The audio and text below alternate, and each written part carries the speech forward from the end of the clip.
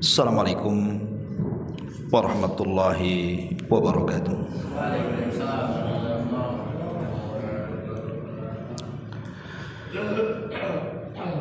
Alhamdulillah wassalatu wassalamu ala Rasulillah wa ala alihi wa sahbihi wa mawalah wa la hawla wa la quwata illa billahi wa ba'du. Alhamdulillah, segala puja dan puji hanya milik Allah subhanahu wa ta'ala. Salawat dan juga salam kita hadiahkan kepada Rasul kita Nabi besar Muhammad sallallahu alaihi wa ala alihi wasallam. Ma'asyiral muslimin wal muslimat yang dimuliakan Allah subhanahu wa ta'ala, pembahasan di malam hari ini masih seputar sholat kayaknya ya, karena saya pikir penting masalah ini untuk kita ketahui. Dan malam ini kita akan membahas jangan pernah mendatangkan 22 perkara dalam sholat. Kalau sampai kita lakukan, dipastikan sholatnya batal dan tidak diterima. Apa 22 perkara dalam sholat yang menjadikan sholat kita batal? Ini harus kita pahami, karena sholat itu aktivitas yang memang hari-hari kita lakukan, minimalnya 5 kali dalam sehari, belum yang sunnah-sunnah. Kalau sholat sebanyak itu setiap hari kita lakukan, kita tidak paham mana yang rukun, mana yang wajib, kemudian apa pembatal-pembatalnya, sehingga kita tidak bisa membedakan nantinya mana sholat yang diterima, mana sholat yang ditolak. Tidak memperpanjang muqaddimah karena banyak pembahasan, kita langsung saja 22 pembatal sholat. Yang pertama, al-kalamu al-amdu, bicara secara sengaja dalam sholat. Maka berbicara dalam sholat yang di luar atau yang bukan perkara-perkara yang harus diucapkan dalam sholat, artinya di luar daripada pembicaraan sholat, maka dipastikan sholatnya batal.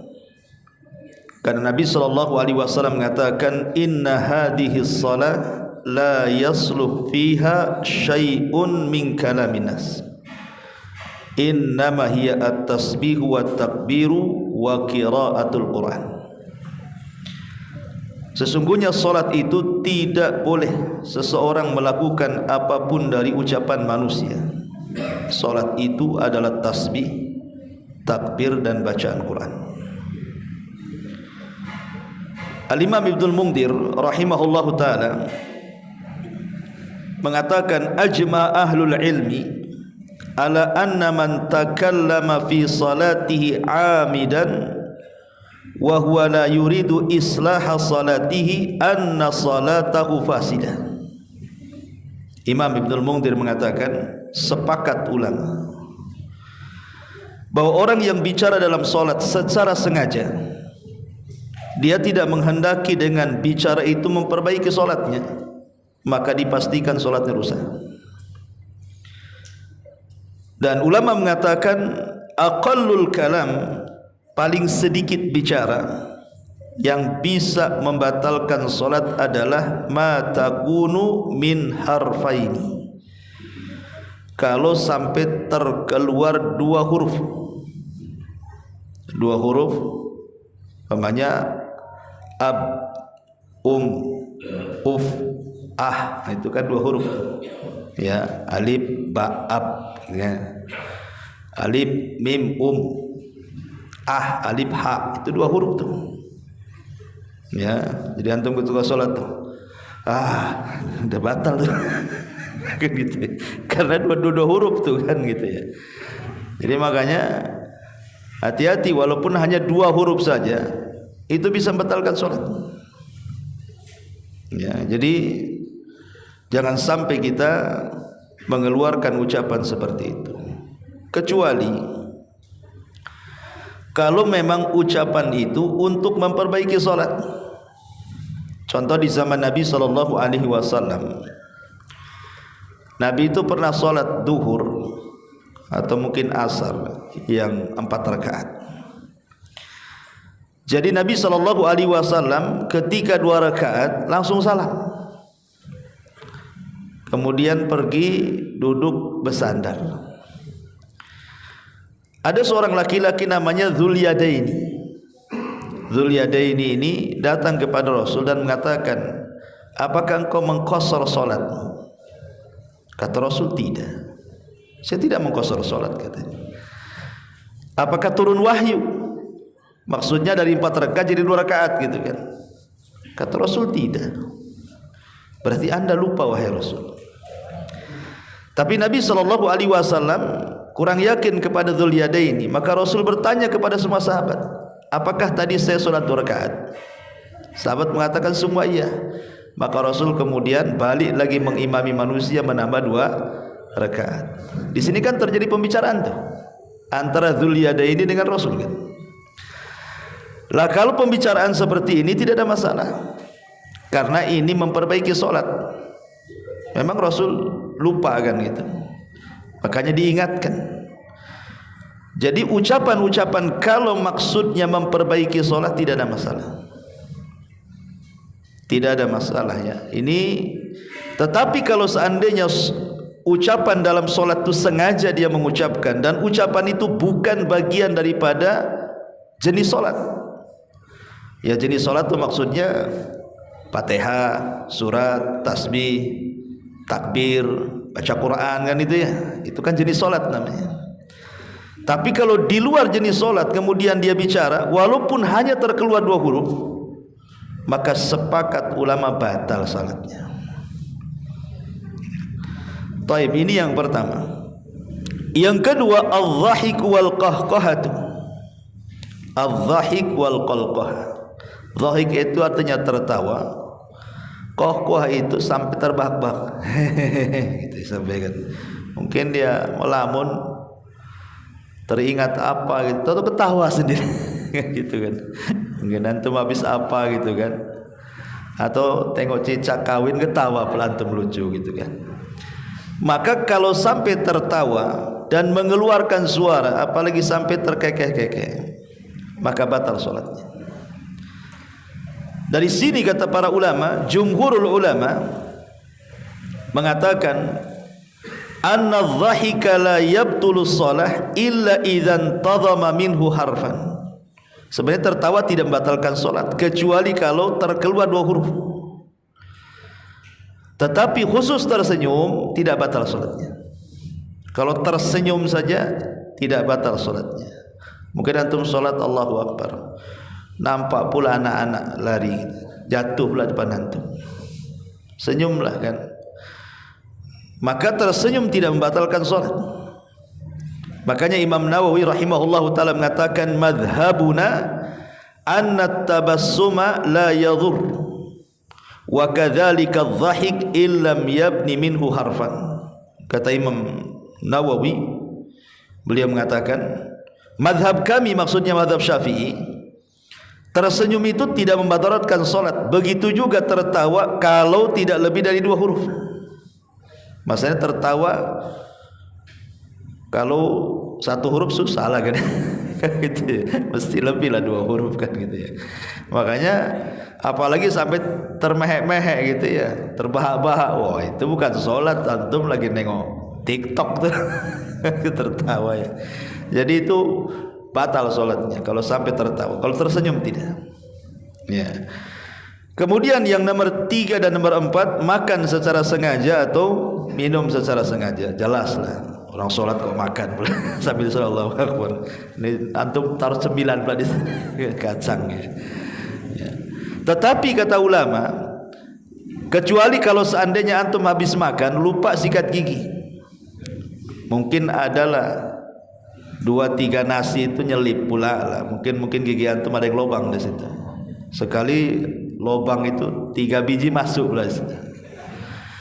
Tiba-tiba kemudian ketika sholat, antum memainkan lidah, tahu-tahu yang 3 butir nasi itu keluar pula, ada di lidah antum.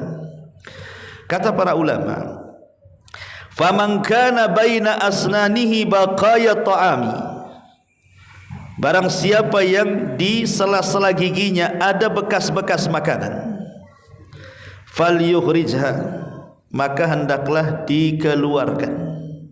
Kan bisa antum, nah gitu ya, masukkan pesa, dikeluar jadi uang gini, jadi masukkan. Nah, tetapi kalau seandainya fa ini btala syai'an duna ta'ammudin, tapi kalau seandainya tertelan tanpa sengaja, tidak disengaja, tertelan gitu saja, maka la tabtulu salatu, tidak batal salatnya. Jadi kalau sengaja antum kunyah kemudian ditelan, nah itu batal salatnya, walaupun hanya 3 biji beras gitu ya, atau nasi.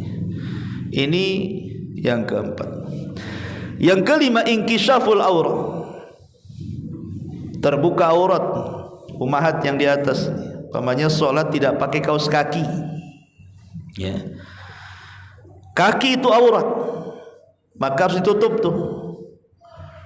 Jadi kalau bisa kaki itu ditutup dengan kaos kaki, atau kalau bisa bajunya panjang, mungkin bajunya itu lebih 1 jengkal gitu ya dari kaki. Jadi kalau ketika sholat kan masih ketutup tuh sama pakaiannya.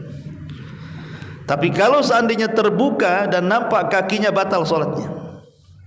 Membuka aurat itu batal sholatnya. Kenapa? Karena syatrul aurat itu syartun min syuruti sihhati shalah. Karena menutup aurat itu satu di antara syarat sahnya sholat. Di antara syarat sahnya sholat itu menutup aurat. Tetapi ulama mengatakan kalau tidak ada unsur kesengajaan maka tidak batal. Contoh umpamanya antum sholat pakai sarung, kipas pula kencang ya, sampai kemudian tersingkap pula sarungnya, maka kalau tidak sengaja kan bukan karena kemauan kita kan, karena ada angin, atau mungkin antum ketika sholat kurang kencang itu sarungnya sehingga melorot ya, itu tanpa sengaja kan. Kalau melorot cepat ambil, dipasang balik, itu tidak batal sholatnya. Tapi kalau dari awal sudah membuka aurat maka batal sholatnya, kecuali kata Ibnu Taimiyah rahimahullahu ta'ala mengatakan yu'fa an yasiril aurati qadran au zamanan, tetapi dimaafkan kalau seandainya tidak banyak. Umpamanya di celana dekat paha itu ada lubang kecil ya kan, nampaklah sampai ke dalam lubang kecil, itu kan kecil saja, yasir kan. Tapi kalau seandainya besar ya membuka auratnya, maka dipastikan batal sholatnya. Ini yang nomor 5. Yang nomor 6, al-inhiraful katsir an jihatil qiblah, mengarah terlalu jauh, melenceng dari kiblat. Ada yang mengatakan kalau hanya 30% saja, umpamanya tidak mengarah kiblat, umpamanya kiblatnya ke sana, ya geser ke sini saja, ya, maka ulama mengatakan itu tidak batal sholatnya. Yang dimaksud melenceng dari kiblat itu, kata fuqaha adalah kalau seandainya al-inhiraf al-katsir an yusyarrik au yugharrib. Yang dimaksud batal sholatnya apabila tidak menghadap kiblat itu kalau sampai kemudian arahnya sudah berbeda. Umpamanya kita di Indonesia kan arahnya ke barat kiblat itu, kita malah ke utara, ke selatan atau ke timur, itu batal sholatnya. Tapi kalau belum sampai, hanya menceng sedikit saja, ya dikatakan ke timur belum, ke utara belum, cuman menceng aja dari barat tuh sedikit, gitu ya, 30% lah, atau mungkin 40%, maka belum dikatakan batal sholatnya. Tapi kalau sudah jelas-jelas ngarahnya bukan ke barat, malah membelakanginya pula ke timur, jelas batal solatnya. Ini kata fuqaha yang disebutkan dalam Asy-Syarhul Kabir. Dan ini pendapatnya Imam Malik rahimahullahu taala. Kemudian yang nomor 7, al-harakatul katsir. Bergerak terlalu banyak dan terus-terusan tanpa ada hajat dan kebutuhan. Ikhwan, kalau kita bicara bergerak dalam salat itu ada 5 perkara. Pertama, gerakan wajib. Yang kedua, gerakan haram. Yang ketiga, gerakan makruh. Yang keempat, gerakan sunnah. Dan yang kelima, gerakan mubah. Jadi bergerak dalam salat itu masuk pada hukum taklif yang 5. Wajib, haram, makruh, sunnah, mubah. Kita rinci satu-satu. Adapun gerakan wajib, pamannya antum harus bergerak. Dan gerakan ini bukan bagian daripada solat ya. Kita cerita bukan bagian solat. Kalau dalam gerakan solat ya sudah jelas, ruku sujud kan bergerak kan gitu ya. Maksudnya ini gerakan di luar daripada solat. Gerakan wajib itu seperti umpamanya gini. Antum solat, antum terasa iya tadi di sajadah ini anak saya kencing. Nah, maka antum harus bergerak kan. Bergerak ke mana? Ke samping. Jangan sampai sujud di sajadah yang ada najisnya. Itu gerak juga tuh. Atau boleh juga mungkin kan, oh iya ini baju tadi anak saya kencing. Untungnya antum pakai baju dalam, maka antum bisa lepas, lanjutkan sholatnya. Ya, itu gerakan wajib. Kenapa? Sebab kalau seandainya kita masih menggunakan pakaian najis atau sujud di sajadah yang ada najis, tidak sah sholatnya. Harus bergerak. Ini yang wajib namanya ya. Ataupun umpamanya antum mungkin sholat di hotel, sudah tanya-tanya orang mana arah kiblat, nggak ada yang tahu. Main sholat aja antum, akhirnya antum membelakangi kiblat pula, yang harusnya ke barat ke timur. Kemudian ada yang ingetin, kini istri antum habis tanya tahu, itu lo ngadap ke meja, ngapain pula ngadap ke dinding. Kiblat tuh ngadap ke meja, bukan ngadap ke dinding. Pokoknya kan ada yang ingetin. Maka antum harus bergerak mutar. Dan ini pernah terjadi di zaman para sahabat. Ketika Nabi SAW kemudian dipalingkan dari Baitul Maqdis kiblatnya ke Baitul Al-Haram. Lah orang-orang Kuba tidak tahu. Mereka diberitahu itu ketika sedang sholat subuh. Itu pun di rakaat kedua. Posisi mereka sedang ruku. Kemudian sahabat berteriak, ingat kiblat sudah dipalingkan ke Baitul Al-Haram. Lah Baitul Maqdis dengan Baitul Haram itu 180 derajat tuh mutarnya tuh. Sahabat putar. Itu namanya gerakan wajib, nggak apa-apa. Ya, ini yang pertama. Yang kedua, gerakan haram. Ini yang membatalkan sholat nih. Gerakan haram itu adalah gerakan yang terus menerus tanpa ada darurah, tanpa ada hajat. Maka gerakan yang terus menerus tidak ada kebutuhan bergerak-gerak, maka ini bisa membatalkan sholat. Karena ini main-main dalam sholatnya. Antum mainin jam, Allah Akbar, karena ada jam baru kan gini, siapa yang sholat tuh ngapain antum gerak-gerakan jam itu kan, mentang-mentang jamnya baru, dari mulai sholat sampai akhir berdiri gini lagi, batal sholatnya ya. Jadi ini yang haram contohnya. Kemudian yang sunnah, pamannya antum bergerak karena ketika sholat jamaah nih, di depan itu ada yang batal keluar, otomatis kan kosong tuh, antum maju memenuhi shaf yang di depan. Itu namanya gerak juga, jalan kan. Itu sunnah, karena merapatkan shaf itu bagian daripada penyempurna sholat. Maka antum harus bergerak. Imam pamannya di depan atau di samping batal pergi, ya, antum tinggal rapatkan kan itu. Itu namanya gerakan sunnah, karena untuk menyempurnakan sholat. Adapun gerakan mubah disebutkan di sini seperti umpamanya Nabi SAW pernah sholat menggendong putri daripada Zainab, Umamah bintu Zainab, cucu Nabi ya. Jadi kalau dia berdiri dia gendong, Kemudian ketika ruku sujud diletakkan. Ini gerakan mubah, tidak ada masalah. Jadi kalau antum sholat bawa anak kecil, kadang-kadang kan rewel anak-anak, kadang-kadang setahun 2 tahun belum bisa rewel-rewelnya tuh. Ya, kadang-kadang ganggu pula kan, nangis. Maka nggak apa-apa digendong saja. Karena Nabi SAW pernah menggendong Umamah. Nah, gerakan-gerakan seperti itu dibolehkan. Hukumnya mubah.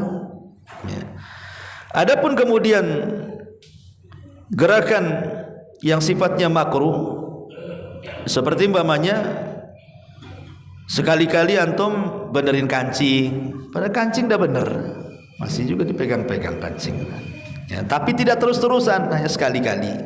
Yaitu makruh, sebab kalau terus-terusan jadi batal. Ya, karena syarat gerakan yang membatalkan itu, pertama banyak bergerak, yang kedua terus-terusan, yang ketiga tidak ada hajat. Nah, ini 3 perkara ini.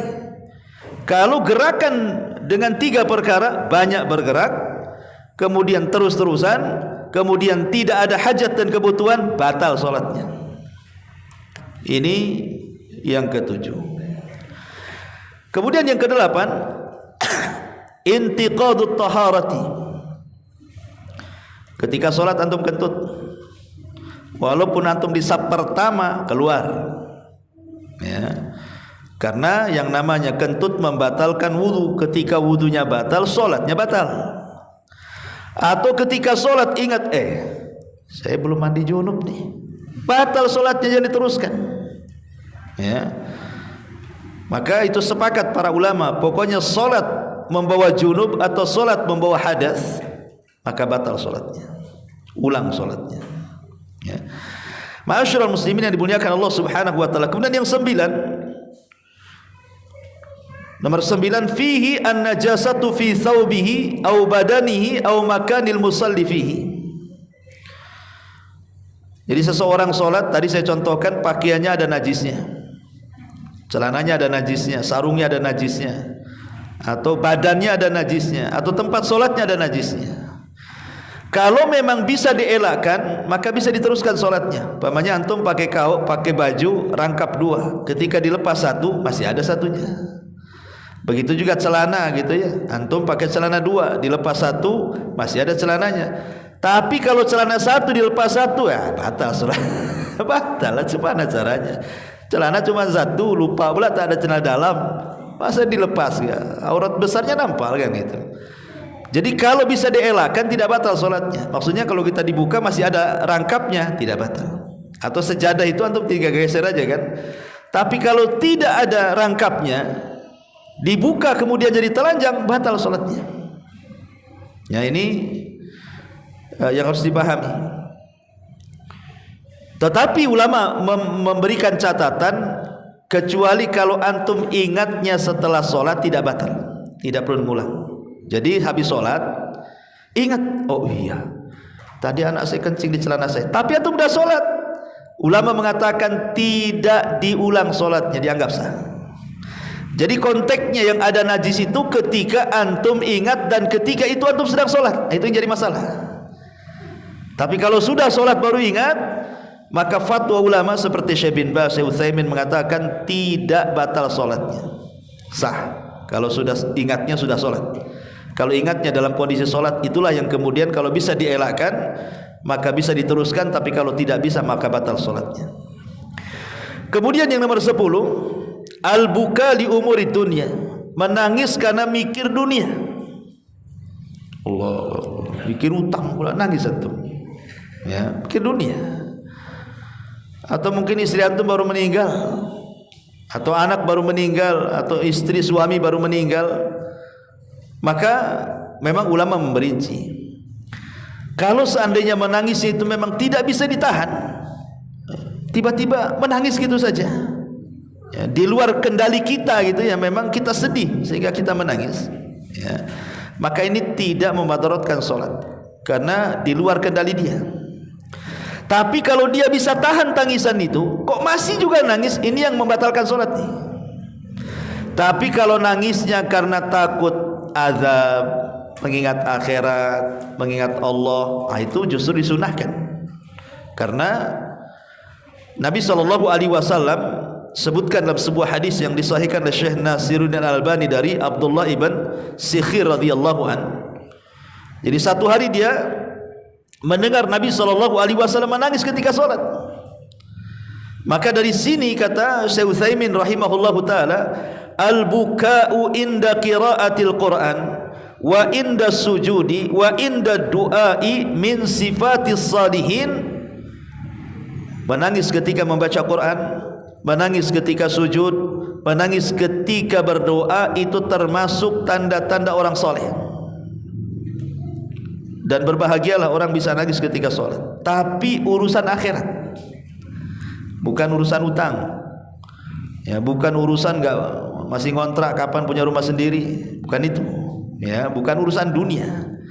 Lah urusan dunia saja, maksudnya kalau seandainya memang tidak bisa, tahu-tahu tidak bisa dikalahkan oleh dia karena mungkin baru meninggal istrinya gitu kan, sedih dia karena cinta sama istrinya, tahu-tahu sholat maghrib nangis gitu ya, itu kan di luar kendali dia, maka itu tidak batal sholatnya. Tapi kalau antum bisa mengendalikan kok masih juga menangis, itu batal sholatnya, karena antum bisa mengendalikan masalahnya.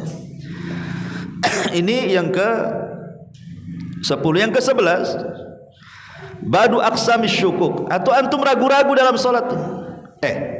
Tadi saya takbiratul ihram atau enggak? Kan itu lupa. Atau main sidekap saja gini ya, enggak ada takbiratul ihramnya. Jadi antum lupa tadi takbiratul ihram. Ragu-ragu antum tuh. Karena takbiratul ihram ini dia syarat masalahnya. Ya, termasuk dia rukun daripada rukun-rukun salat masalahnya. Kalau sampai kemudian ragu-ragu tadi takbiratul ihram atau enggak, batal salatnya. Ya, jadi jangan sampai ragu-ragu atau seseorang ragu-ragu niat gitu ya. Kemudian juga yang nomor 12, az-ziyadatu wa nuqsan fil rukni wa ghairihi fil jumlah. Az-ziyadatu wa nuqsan, menambah atau mengurangi dengan sengaja. Sengaja antum tambah dari 2 rakaat subuh jadi 3 rakaat biar banyak pahalanya, kan itu ya. Atau sengaja maghrib dari 3 rakaat antum tambah pula jadi 4 rakaat. Atau dalam ruku dan sujud antum tambah, sengaja ditambah, maka batal sholatnya. Kecuali kalau tambahan dan pengurangan itu karena lupa lain. Berarti kalau seandainya menambah berarti tinggal sujud sahwi setelah salam. Tapi kalau mengurang berarti sujud sahwinya sebelum salam. Nah, gitu saja. Ya, jadi kalau memang, tapi yang dimaksud menambah mengurang dalam solat ini antum lakukan secara sengaja. Kemudian yang nomor 13, as-salatu qabla dukhulil waqti. Solat belum masuk waktu. Umpamanya gini, mungkin sayup-sayup terdengar azan, antum solat, Allahu Akbar. Tahu-tahu jelas, masih kiroah rupanya. Antum udah sholat tuh, masih kiroah. Tadi saya dengar azan kayak gitu ya. Udah lepas 1 rakaat pula. Ya, udah 1 rakaat deh. Ini bukan azan, ini kiroah. Kan belum masuk waktu itu namanya kan. Batal sholatnya. Ya. Jadi sekali lagi, sholat sebelum masuknya waktu, mau sholat apa saja batal. Maksudnya sholat wajib, karena inna salat kanat alal mu'minina kitaban mauquta. Salat itu sudah ditetapkan waktu-waktunya. Zuhur jam berapa, asar jam berapa, maghrib, isya, subuh ada waktunya. Kemudian yang nomor 14, qat'un niyati fi salati, memutus niat dalam salat. Allahu Akbar, antum salat asar. Iya, ana belum zuhur. Udah saya niatkan zuhur lagi, enggak bisa, harus mulai dari awal. Ya, mengganti niat itu tidak bisa, kecuali kata Al-Imam Ibnu Utsaimin rahimahullahu taala, kalau seandainya mengganti niat itu maksudnya seseorang salat sunnah, kemudian ada pula di belakang itu yang nepu antum jadi imam, ya, otomatis antum merubah niat dari solat sendiri menjadi solat jamaah. Itu merubah niat namanya kan. Itu yang seperti ini tidak ada masalah. Tetapi kalau merubah yang seperti tadi dari zuhur ke asar atau dari asar ke zuhur, maka ini tidak bisa, batal solatnya. Ini yang dimaksud merubah niat di sini. Kemudian yang nomor 15, tarku qiraatil Fatihah. Lupa membaca Fatihah langsung baca surat, batal salatnya. Atau dia baca Fatihah tetapi bacaannya itu aneh, ya, sampai merubah makna. Nah, itu bisa membatalkan salat. Jadi bacaan Fatihahnya itu sampai merubah makna. Pamannya ihdina menjadi ahdina. Kan beda artinya. Kalau ihdina, ya Allah berikan hidayah kepada kami. Kalau ahdina, ya Allah berikan hadiah kepada kami. Nah, itu kan beda arti. Satu hidayah, satu hadiah pula. Ya, itu kan merubah makna namanya. Ini kalau sampai merubah makna, apalagi sampai merubah makna itu ke tingkat kufur, ini bahaya. Ya, ini juga bisa membatalkan sholat. Kemudian yang nomor 16, faqdu syartin min syurutis sholat. Hilangnya syarat daripada syarat-syarat sah solat. Ya, syarat sah solat ya tadi wudu contohnya, ya, dia solat gak wudu, ataupun syarat sah solat tadi menutup aurat, mengarah kiblat, banyaklah syarat-syarat solat, ya. Ataupun menghilangkan rukun daripada rukun-rukun solat. Rukun solat ada berapa, ikhwan? Rukun solat itu ada 14. Ya, kalau wajib ada 8, kalau sunnah banyak. Ya, tapi perhatikan yang 14 ini, pasalnya rukun ini. Pertama, berdiri dalam sholat wajib itu rukun. Kalau antum kemudian duduk padahal bisa berdiri dalam sholat wajib, batal sholatnya, karena rukun masalahnya. Ya. Kecuali antum tidak sanggup, ya lainlah. Kalau umpamanya sholat tidak sanggup berdiri karena kaki bengkak, habis jatuh samurat atau apa kan, gak tahan dia berdiri, ya apalagi kata Nabi SAW, sholli qa'iman fa illam tastati fa qa'idan. Sholatlah berdiri, maksudnya sholat wajib, kalau tidak bisa duduk. Lain kalau sholat sunnah. Kalau sholat sunnah antum bisa berdiri duduk, tidak ada masalah, cuman pahalanya dikurangi. Sholat duduk itu dikurangi separuh daripada sholatnya orang yang berdiri. Umpamanya antum qobliyah, antum duduk sholat qobliyah, tidak ada masalah, tapi pahalanya dikurangi gitu maksudnya. Tapi kalau sholat wajib tidak bisa, batal sholatnya, karena itu rukun. Kemudian takbiratul ihram. Takbiratul ihram itu maksudnya ucapan Allahu Akbar. Di permulaan sholat itu kan ada Allahu Akbar, itulah takbiratul ihram. Kalau ngangkat tangan begini, itu bukan takbiratul ihram, itu sunnah. Walaupun antum tidak ngangkat tangan Allahu Akbar, gak ada masalah, karena mengangkat tangan itu sunnah saja hukumnya, ya. Tapi ucapan takbiratul ihram Allahu Akbar di permulaan sholat itu harus dilakukan. Contoh mamanya nih, orang sedang sholat, antum masbuk, imam pula sudah ruku, tiba-tiba antum ruku saja, tidak sah sholatnya.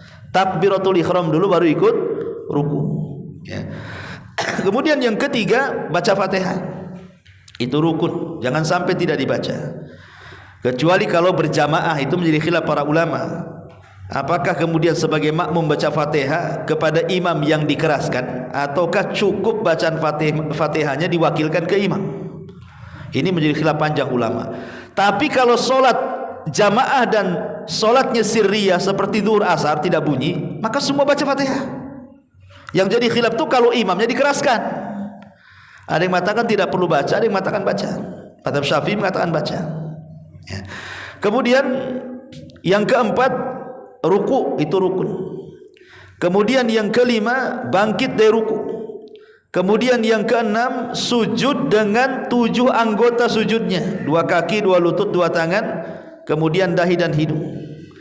Kemudian juga duduk di antara 2 sujud, itu rukun, makanya perlu tumakninah tuh. Kemudian tumakninah dalam semua rukun-rukunnya, jangan tergesa-gesa, maksudnya tumakninah itu. Kemudian tasyahud akhir, itu rukun. Kemudian duduk tasyahud akhir, kalau tasyahud yang pertama wajib. Kalau sampai ditinggalkan, pamannya lupa, maka tidak batal sholatnya. Kalau tasyahud awalnya, kan tasyahud 2 kan, awal dan akhir. Kalau antum sholat maghrib, kemudian atau sholat isya tadi, tasyahud awal, lupa langsung bangkit ke rakaat ketiga, tidak batal sholatnya. Tidak batal sholatnya, tapi antum harus sujud sahwi. Tapi kalau tasyahud akhir ini rukun, kalau ditinggalkan atau main salam saja batal salatnya. Kemudian juga bersolawat kepada Nabi sallallahu alaihi wasallam. Bersolawat kepada Allahumma sholli ala Muhammad wa ala ali Muhammad kama shallaita ala Ibrahim wa ali Ibrahim, itu hukumnya rukun. Kalau antum tidak baca solawat dalam tasyahud akhir maksudnya, batal salatnya, kan itu rukun ya. Kemudian juga tertib dalam melaksanakan dari takbiratul ihram sampai salam, memang urutannya seperti itu. Dan yang terakhir taslimatan 2 salam. Makanya saya nasihatkan antum sebagai makmum, kalau imam ini baru salam ke kanan jangan bangkit. Pamannya antum masbuk nih, imam baru assalamualaikum warahmatullahi wabarakatuh, sibuk antum bangkit. Selesaikan dulu dia sampai salam ke kiri, assalamualaikum, baru antum bangkit, gitu maksudnya ya. Karena 2 salam itu termasuk rukun salat itu. Ini disebut rukun salat. Kalau seandainya kemudian ditinggalkan 2 rukun salat ini, 14 rukun salat ini batal salatnya. Tetapi ulama mengatakan meninggalkan rukun itu ada 2 kondisi. Meninggalkan rukun ada 2 kondisi. Yang dibatalkan salat itu maksudnya kalau secara sengaja antum meninggalkan 1 dari 14 rukun salat ini, batal salatnya. Tetapi masalahnya kalau antum lupa, itu yang jadi masalah. Lupa umpamanya sujud kan 2 kali itu, antum 1 kali saja ya. Maka kata para ulama, antum harus mendatangkan sujud itu. Dengan cara apa? Datangkan 1 rakaat ya, sebagai pengganti sujudnya itu datangkan 1 rakaat lagi. Jadi tidak bisa habis itu lakukan sujud sahwi. Kalau meninggalkan rukun harus mendatangkan rukunnya. Tapi kalau meninggalkan yang wajib tidak harus mendatangkan yang wajib, cukup sujud sahwi saja. Dan kewajiban sholat itu saya katakan tadi ada 8. Pertama, semua takbir selain takbiratul ihram itu wajib hukumnya, tidak sampai rukun. Kalau antum meninggalkan takbir umpamanya mau ruku takbir, bangkit dari ruku takbir, kemudian dari sujud naik takbir, kan itu ya. Kalau antum lupa tidak takbir, berarti tidak perlu mendatangkan takbir, cukup sujud sahwi ya, kalau meninggalkan wajib. Kemudian ucapan subhana rabbiyal azim dalam ruku itu wajib. Kemudian sami Allahu liman hamidah, baik pada imam ataupun orang yang sholat sendiri, itu wajib. Kemudian ucapan rabbana walakal hamd itu wajib. Kemudian ucapan subhana rabbiyal a'la itu wajib. Kemudian rabbighfirli di antara 2 sujud. Di antara 2 sujud ada duduk, kita baca rabbighfirli. Kemudian juga tasyahud awal itu wajib. Kemudian duduk untuk tasyahud awal itu wajib juga. Jadi kalau rukun ada 14, kalau kewajiban salat ada 8. Lah kalau sampai kemudian seseorang itu sengaja meninggalkan yang wajib, batal solatnya. Maksudnya sengaja meninggalkan kewajiban dalam solat, batal solatnya. Tapi kalau karena lupa, maka cukup melakukan sujud sahwi. Tapi kalau rukun tidak cukup dengan sujud sahwi, datangkan yang antum tinggalkan. Itulah bedanya rukun dengan wajib ya. Ini yang ke-17. Kemudian yang ke-18, inhidamu suratis shalah. Antum mengacak bentuk salat, berdiri langsung sujud, habis sujud ruku, itu dibolak-balik tuh, itu enggak beres tuh. Ya, ini batal salatnya. Antum buat syariat sendiri namanya. Kemudian yang nomor 19, tidak tumanina. Maksud tidak tumanina itu tergesa-gesa, baik dalam bacaan ataupun dalam gerakan. Dolin, kapan lah, alhamdulillah, kok langsung dolin saja kan itu ya. Ini enggak tumanina dalam bacaan, atau tidak tumanina dalam gerakan, cepat kali. Ya. Tapi ulama membagi, kata Syekh bin Baz rahimahullahu taala, kalau memang imam itu cepat solatnya tapi kita masih bisa mengikuti rukun dan wajibnya, maka tidak batal solatnya. Pemain gini kan, ruku sempatlah membaca subhana rabbiyal azim, kan yang wajib 1 kali. Adapun tambahan 2 kali itu sunnah. Subhana rabbiyal a'la ketika sujud bacaan yang 1 itu wajib. Tetapi kalau subhan rabbiyal a'la yang kedua atau a'la yang ketiga itu sunnah. Artinya kalau kita masih mendapatkan rukun dan juga wajibnya sholat, maka ikuti imam itu. Tapi kalau antum tidak mendapatkan dua-duanya, tidak wajib tidak rukun, tinggalkan imam itu, nggak beres imam itu.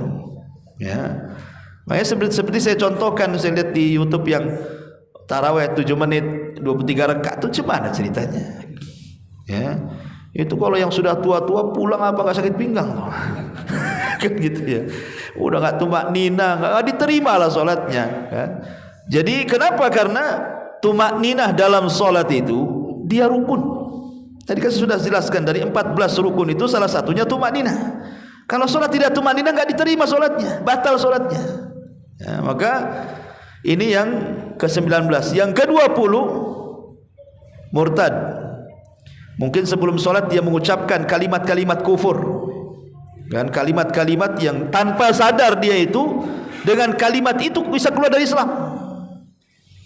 Maka ini kalau dia sholat dalam posisi seperti itu dan tidak sempat bersyahadat lagi, maka percuma sholatnya. Cuman para ulama mengatakan, apakah kalau seandainya orang murtad ini kemudian tobat, perlu nggak diqadha sholatnya? Yang selama 1 minggu dia murtad, habis itu kemudian dia balik lagi ke Islam, ya, perlu nggak diqadha yang 1 minggu itu? Maka ulama mengatakan tidak ada qadha, karena orang yang masuk Islam itu sama dengan menghapus dosa sebelum Islam, kan itu sama dengan tobat juga menghapus dosa sebelum tobat. Maka tidak perlu diqadha, cukup bertobat saja, bertobat dengan taubatan nasuha. Kemudian yang nomor 21, hilang akal. Hilang akal ini ada 2 macam. Boleh jadi mungkin antum mengkonsumsi obat gitu ya, entah mungkin narkoba atau apa gitu sebelum sholat. Ketika antum minum pil belum ada pengaruh, pengaruhnya pula ketika sholat, ngeplay ketika sholat, hilang akalnya, batal sholatnya. Atau hilang akal itu karena tidur, ya. Kalau seandainya kata para ulama tidurnya itu bahasanya sleep chicken gitu ya, ya tidur ayam, masihlah kedengaran orang sekitar itu, mengantuk aja antum itu, itu tidak batal sholatnya. Tapi kalau sampai ngorok, antum sujud gak bangkit, antum ini lagi tidur, itu batal sholatnya kan itu ya, kalau sampai ngorok. Apalagi ngoroknya kencang pula kan, ya, selepas salam dibiarkan saja sampai dikunci masjidnya baru dia sadar. Kan itu ya. Jadi itu kalau sampai tidurnya lalap seperti itu, ulama mengatakan batal sholatnya. Tapi kalau masih ya sadarlah, sekitar masih dengar, namanya kan kadang kita lelah, capek, ngantuk gitu ya, itu tidak batal sholatnya. Yang penting masih ingat apa yang antum baca. Ini yang ke-21. Yang ke-22, wanita, khusus wanita, tiba-tiba ketika sholat keluar darah haidnya, batal, ya. Jadi nifas, haid itu membatalkan sholat. Termasuk juga at-tasyagul an sholati hatta la yadri madza qara'a wa kam shalla. Atau dia disibukkan otaknya, ya, sehingga karena sibuknya lupa dia tadi baca apa, tadi berapa rakaat, ya gitu ya. Nah, tetapi kalau seandainya hal-hal yang menyibukkan itu hanya sekilas saja, kemudian antum kembali, maka tidak. Contoh, Allahu Akbar, terbaca pula tulisan kawan di depan tuh, partai nomor 2 urut apa ya kan, kan itu ya. Terbaca itu kan, namanya orang bawa pakai kaos di depan, kita pula terbaca. Nah, tapi habis itu antum tahu, Alhamdulillah, nggak beres ini. Dibalikin lagi, kata Syekh bin Baz tidak batal sholatnya. Kalau hanya sekilas gitu terbaca, enggak masalah. Tapi kalau antum baca satu-satu, ini partai apa? Antum lagi dengan sholat, antum lagi sensus penduduk, kan itu ya. Nah, itu jelas batal namanya, karena antum bukan di sholat lagi baca-baca kaos orang. Jadi jangan sampai at-tasyagul lah. 23, ini saya tambah 1, 23 perkara ini kalau antum datangkan dalam sholat, batal sholatnya, batal sholatnya. Lah di sana ada yang disebut dengan makruhatus sholat, tidak batal sholatnya, tapi makruh. Makna makruh itu sholatnya tidak sempurna alias mengurangi pahala, ya, bisa menghilangkan pahala secara keseluruhan atau mungkin bisa menghilangkan pahala mungkin 1/10-nya, 1/20-nya dan begitu seterusnya. Dan itu disebutkan para ulama ada 22 juga makruhatus shalah ini, bisa mengurangi pahala salat. Pertama, al-iltifat li ghairi hajah. Seseorang menengok tanpa ada hajat. Ya, Allahu Akbar. Harusnya kan nengok tempat sujud. Itu untuk apa antum nengok-nengok kayak gitu? Ya, nggak ada keperluan. Lain kalau seandainya antum naruh tas dan ini masjid umum, bisa saja tas hilang kan? Jadi antum saking tergesa-gesanya, antum taruh tas di pinggir, antum sholat di sini. Ketika sujud takut kan? Kalau berdiri masih nampak lah. Kalau pas sujud ini kan susah, atau hilang pula. Ya, mau diambil jauh. Ya, maka sekali-kali menengok karena sebuah kemaslahatan dibolehkan. Ya, tapi kalau tidak ada kemaslahatan maka tidak dibolehkan, itu makruh hukumnya. Karena iltifat itu bagian daripada curian syaitan. Syaitan mencuri kekhusyuan kita. Kemudian yang kedua, raf'ul basari ila sama, mengangkat arah wajah ke langit. Salat antum ke langit ini tengok. Ya, kok baru plafonnya? Jadi nggak boleh kita mengarahkan. Yang dibolehkan ketika saat berdiri dalam sholat itu adalah mengarah ke depan atau ke tempat sujud. Tapi yang rajih ke tempat sujud. Tapi Abu Hanifah mengatakan ke depan. Ya. Kemudian yang nomor 3, iftiras adzira'aini fi sujud. Antum sujud seperti duduknya anjing. Kan harusnya kan diangkat ininya nih, dijauhkan dari lambung. Antum gini pula gitu ya. Direbahkan begini kayak anjing kan. Nah, ini makruh, tidak batal salatnya, cuman makruh. Ya. Kemudian yang keempat, at-tahasyur. Tahasyur itu salat sambil tolak pinggang. Allahu Akbar. Nah, bukan begini, gini. Nah, ini makruh. Memang sah salatnya karena meletakkan tangan di dada ini hukumnya sunnah. Ya, jadi kalau antum salat gini, ini makruh, masuknya ke makruh. Ya. Namanya tahassur. Kemudian yang nomor 5, an-nadharu ila ma yulhi, melihat kepada sesuatu yang bisa melalaikan salat. Antum perhatikan sajadah, ini enggak beres, ini yang gambar masjid ini kok kubahnya panjang sebelah kan, kan. Itu perhatikan dari sajadah itu. Makanya kalau bisa sajadah itu jangan ada gambar-gambarnya, nanti kemana-mana pula kan. Atau antum naruh kunci di situ kan, terbayang apa kuncinya kok kayak gini gitu ya. Jadi memandang hal-hal yang bisa melalaikan itu bisa mengurangi pahala, makruh. Kemudian salat ila ma yushghil, salat di tempat yang bisa menyibukkan antum. Ya, umpamanya di rumah, umpamanya ada ribut anak-anak kan, tahu-tahu anak-anak, ya kita kan bisa masuk kamar kunci, ya biar nggak dengar, ya supaya jangan disibukkan. Kemudian juga al-iqa al-mazmuh. Iqa itu kalau antum duduk di antara dua sujud, kakinya seperti ini. Nanti antum duduk di atas tumit. Itu iqa yang benar. Ada iqa yang tercela itu kalau antum umpamanya memisahkan kaki, pantatnya pula di tengah-tengah. Merebahkan pantat ke tengah-tengah, kakinya seperti ini kan. Itu enggak boleh, makruh. Yang betul itu dirapatkan, antum duduk di atasnya. Nah, itu iqa yang sunnah, dan itu sunnah yang mahjurah, yang jarang dilakukan. Ya, tapi maksudnya duduk di atas tumit. Tapi kalau tumitnya antum merenggangkan, pantat antum pula di tengah-tengah, itu yang tak boleh. Itulah yang makruh maksudnya di situ. Itu namanya iqa al-madmum. Kemudian abasul musalli bi jawarihi. Ya, mungkin sesekali antum mainin janggut, mainin kancing, tapi tidak berterusan gitu maksudnya. Kalau terus-terusan ya batal. Nah, kalau sekali-kali maka tidak batal, tapi makruh. Ataupun tashbik al-asabi. Tashbik asabi itu begini. Nah, tetapi sebelum sholat. Umpamanya antum masuk ke masjid, ya sudah azan, kemudian menunggu qomat, antum pula gini. Nah, ini makruh hukumnya, tak boleh. Ya, mendingan gini kan bisa. Atau gini antum kedinginan. Ya, enggak ada masalah, tapi jangan begini. Ini tashbik namanya. Nah, tetapi dilarangnya itu antara azan ke qomat saja ketika menunggu sholat, itu larangannya.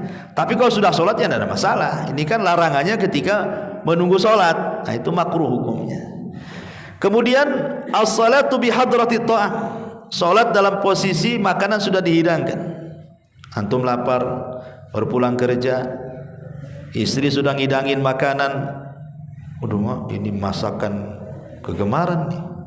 Ini sambal terasi, serasem, wah ini. Tahu-tahu azan pula kan itu ya. Ini masjid sebelah ini kalau azan langsung qomat nih.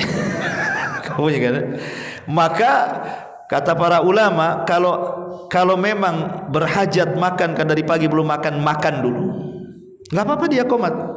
Habis makan langsung ke masjid. Kalau memang dapat sholat alhamdulillah, kalau tidak dapat ya tinggal sempurnakan. Tapi makan dulu. Dikhawatirkan kalau seandainya lapar sekali antum paksakan sholat, antum teringat tuh rendangnya, gulenya, itu yang dikhawatirkan. Itu yang kemudian menjadikan sholatnya makruh. Ya. Kemudian juga mudafaatul akhbasan, sholat antum nahan kencing, nahan berah, batalkan saja, ngapain pula ditahan-tahan. Nanti berada di celana masalah kan itu ya. Batalkan kalau memang mendesak sekali, karena pasti antum tidak akan khusyuk bacaannya tuh. Apalagi sudah tasawuf akhir nih, mau kentut pula, oh disegerakan tuh, ngomong apa lah tuh, tahu salam saja kan, habis masjid gitu, langsung ke situ. Jadi batal saja. Sayang loh Ustaz, tasawuf akhir, nggak masalah, emang kenapa? Ya, gerakan itu antum, makanya sering saya katakan kaidah solat itu ikhwan, antum itu solat mengejar rakaat atau mengejar pahala. Kalau antum mengejar pahala di tasawuf akhir memang nggak tahan kentut-kentutkan saja. Nanti tinggal diulang lagi sholatnya. Lah sholat pertama itu gerakan dan bacanya itu berpahala. Ketika dibatalkan sholat lagi, pahala lagi antum kan gitu. Apa yang rugi? Memang harus seperti itu, karena itu makruh hukumnya. Apalagi pura-pura tak tahu, udah keluar main teruskan aja. Aduh bahaya tuh. Udah tahu keluar masih jadi terusin kan itu. Nah, ini juga bermasalah. Kemudian juga busaqul musalli amamah, meludah ke arah. Namanya antum tadi saya contohkan ada nasi keluar, Anda boleh kayak gitu, ya nggak boleh gitu, harus ke kiri, nah, gitu. Kalau mau meludah, membuang apa namanya beras tadi atau nasi yang sisa-sisa mau dibuang, diludahkan ke kiri, jangan ke depan, ya, karena ini hukumnya makruh. Kemudian nggak boleh juga ke kanan, ya. Jadi nggak boleh ke kanan, nggak boleh ke depan, hanya dibolehkan ke kiri saja. Kemudian juga kasfus sya'ri, ya, sholat nggak pakai penutup kepala, nggak pakai kopiah, nggak pakai songkok bahasa kitanya ya. Ini sebagian ulama mengatakan makruh hukumnya. Kemudian aksur ra'si fi shalah, mengikat rambut dalam sholat. Namanya ada laki-laki itu panjang rambutnya, diikat gitu ya, kemudian sholat, makruh hukumnya. Ya. Kemudian juga taghtiyatul fami fi shalah, ya, menutup mulut dengan masker ketika sholat, kecuali waktu Covid itu darurat, ya. Tapi kalau sudah tidak ada Covid masih juga antum pakai masker kan, itu makruh hukumnya. Ini juga disebutkan oleh para ulama. Kemudian yang 16-nya as-sadlu fi shalah, memasukkan tangan dalam baju. Karena ini kan sudah jelas nih jalan tangan nih, antum masukkan tangannya ke dalam sih. Gimana gerakannya, susah kan itu ya. Nah, itu sadal namanya. Itu makruh hukumnya, ya. Kemudian taksisu makan minal masjid lis shalah, mengkhususkan tempat di masjid untuk salat. Di sebelah sini khusus saya. Setiap ada orang itu diusur, itu tempat saya, itu kapling saya. Itu udah keluar itu surat PTO-nya tuh. Kan itu. Jangan direbut. Itu mengkhususkan tempat di masjid makruh, enggak boleh. Bahkan dikatakan bid'ah oleh para ulama. Kemudian juga al-i'timad 'ala al-yad fil julusi fi shalah. Seseorang kemudian ketika duduk dalam salat, antum gunakan tangannya untuk menopang, ya, menopang ke tanah supaya ditopang gitu ya. Menopang dengan tangan ketika duduk, maka itu makruh. Kemudian at-tasa'ub, menguap tidak ditutup, itu makruh hukumnya. Wah, jangan tutup lah kan itu ya. Nah, ini makruh hukumnya. Kemudian yang nomor 20 ar-ruku qabla an yasila ila shaf. Antum masbuk nih, ya, Belum sampai di sabda main ruku, takut gak dapat ruku. Kan ada orang tergesa-gesa kan, belum lurus nih dengan sebelahnya, antum mungkin masih ada 2 jengkal lagi, ruku, sambil ruku jalan pula. Itu sah solatnya nggak ada masalah, cuman makruh. Ya kata ulama kan. Kemudian yang nomor 21, as-salatu fil masjid liman akalal basal wasaum. Antum solat mulutnya bau, makan bawang, ya kan? Maka ini juga makruh. Termasuk salatun nafli inda mughalabatin naumi. Salat sunnah antum sangat ngantuk sekali, jangan dipaksakan, tidur. Kalau solat, kalau mau solat tidur sekali, umpamanya gini, ini mau duhur nih, ngantuk sengantuk-ngantuknya karena antum nggak tidur malam. Antum sebaiknya antum jangan dipaksakan solat tidur dulu, walaupun sejam jadilah ya, tapi jangan bablas ke asar kan gitu ya, maksudnya disediakan alarm juga lah, atau minta orang lain membangunkan. Karena percuma juga kalau seandainya kemudian dipaksakan sangat ngantuk-ngantuknya, antum tidak tahu apa yang dibaca tuh. Itu masalahnya. Makanya ini juga termasuk sesuatu yang dimakruhkan. Itulah 22 perkara yang bisa mengurangi pahala solat ya. Ma'asyiral muslimin yang dimuliakan Allah Azza wa Jalla. Adapun sunnah-sunnah solat ya banyak sekali. Tapi yang jelas bahwa solat itu yang harus diperhatikan pertama adalah syarat-syaratnya. Itu pertama kali yang harus diperhatikan. Syarat-syaratnya apa saja? Wudu, tempatnya bersih, pakaiannya bersih, hadap kiblat, tutup aurat, itu kan harus diperhatikan tuh. Ya. Kalau sudah terpenuhi syarat-syaratnya, berarti melangkah ke yang kedua, perhatikan rukun-rukunnya. Ini yang menjadikan sah dan tidaknya solat. Rukun. Ya. Syarat dengan rukun itu definisinya sama, bisa membatalkan solat. Cuman bedanya kalau syarat di luar, kalau rukun di dalam. Ya, wudu kan di luar tuh, tapi takbiratul ihram kan di dalam. Ketika sudah masuk solat, tapi definisinya sama, sama-sama membatalkan. Nah, makanya diperhatikan tuh syarat dan rukun itu. Baru yang ketiga, melangkah yang ketiga, baru perhatikan yang wajib. Ya, yang wajib yang 8 tadi. Kalau yang rukun yang 14 tadi. Baru terakhir cerita soal sunnah-sunnah solat. Ya, apa saja sunnah-sunnah solat itu? Ya banyak sekali. Di antaranya sajalah mengangkat kedua tangan sampai bahu ataupun sampai telinga. Ketika takbir kan kita angkatkan, bisa sampai bahu sejajar, bisa sampai daun telinga. Itu sunnah saja hukumnya. Kemudian yang kedua, mengarah ke tempat sujud. Kalau lagi berdiri, ya antum fokuskan pandangan ke tempat sujud, itu sunnah. Karena ada yang mengatakan boleh memandang ke depan. Ya. Kemudian juga doa iftitah. Doa iftitah ini sunnah. Seandainya antum langsung takbiratul ihram baca Fatihah nggak ada masalah. Nah, cuman kan luput sunnah. Iftitah itu tetap dibaca biar nambah pahala. Walaupun tidak dibaca ya sah-sah saja sholat kan, karena itu sunnah saja. Kemudian termasuk ta'awud, membaca a'udzubillahi minasyaitonir rajim sebelum baca Fatihah. Kemudian baca basmalah, itu juga sunnah. Kemudian ucapan amin ketika setelah membaca waladhdallin. Nah, kita baca amin itu sunnah saja. Kemudian bacaan Quran setelah Fatihah. Makanya kalau antum sholat maghrib setiap rakaat baca Fatihah sah-sah saja. Sah, yang penting Fatihahnya dibaca setiap rakaat. Ya, karena baca surat itu sunnah hukumnya. Ya. Nah, kemudian mengeraskan al-jahru bil qiraah fi salatil jahriyah, mengeraskan bacaan pada solat yang sifatnya keras, maghrib, isya, subuh. Ataupun tidak mengeraskan dalam bacaan solat yang tidak dikeraskan.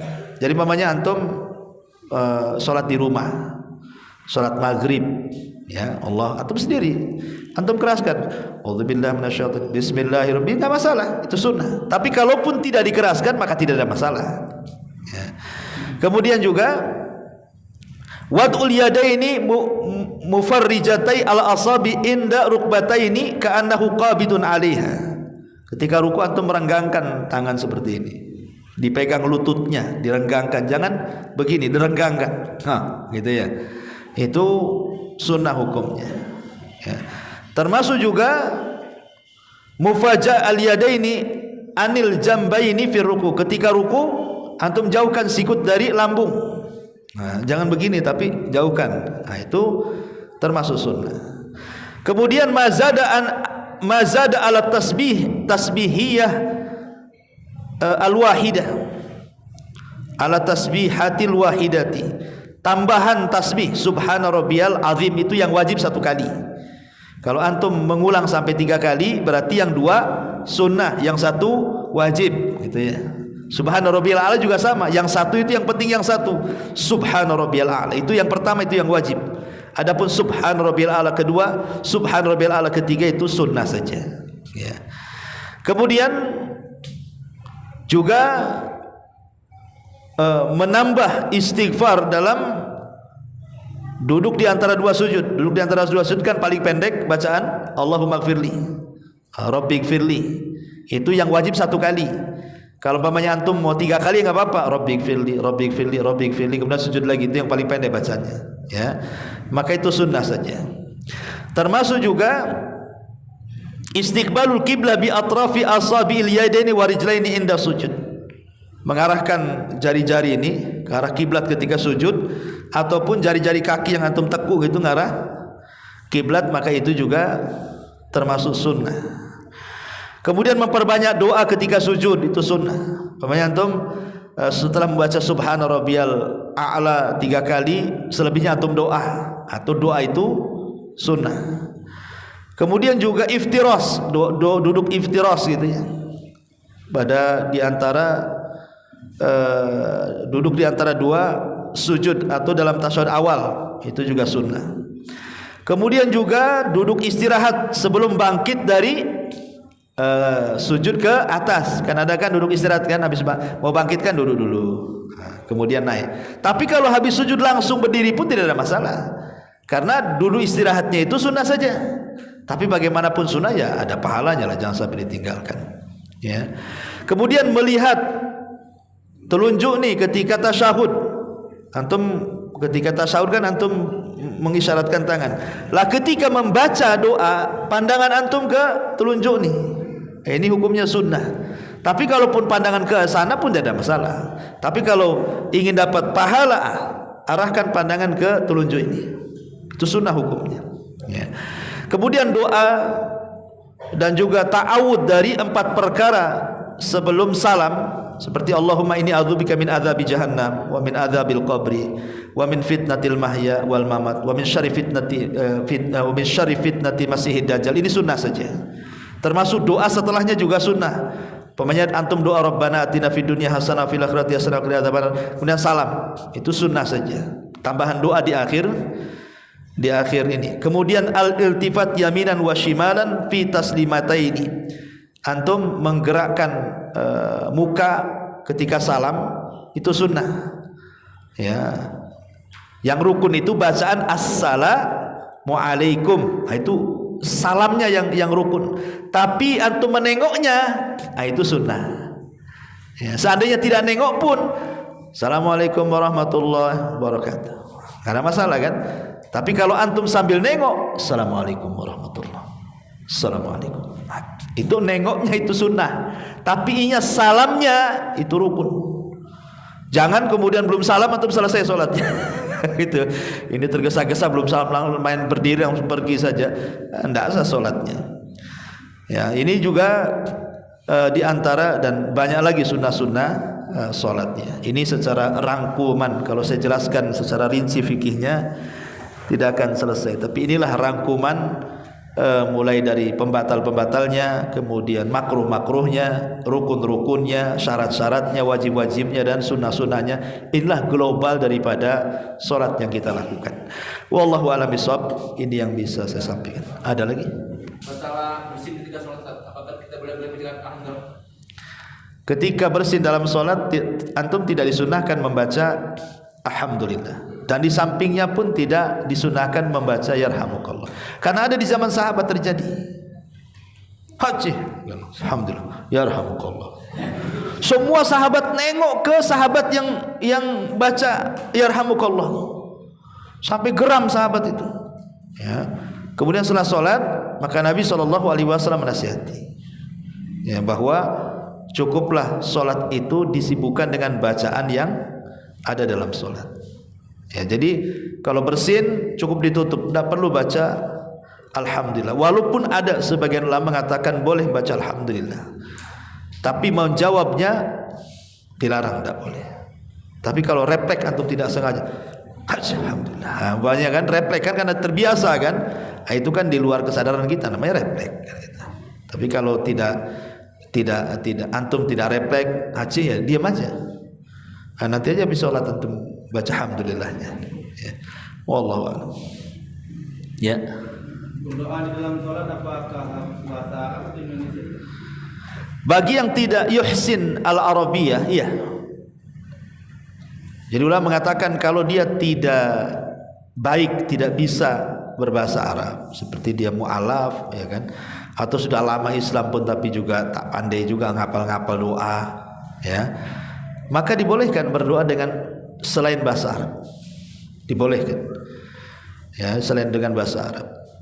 Memang dulu saya pernah terbaca bahwa doa selain bahasa Arab itu harus dalam hati. Tapi saya mendengar ceramahnya Syekh Abdul Muhsin Al-Abbad, ya, ketika beliau ditanya doa dalam sujud gitu, dia tidak bisa berbahasa Arab, bolehkah dengan bahasa Indonesia? Apakah dalam hati? Dia bilang enggak usah dalam hati, langsung diucapkan. Itu fatwa beliau, ya, yang saya dengar di YouTube itu. Wallahu a'lam.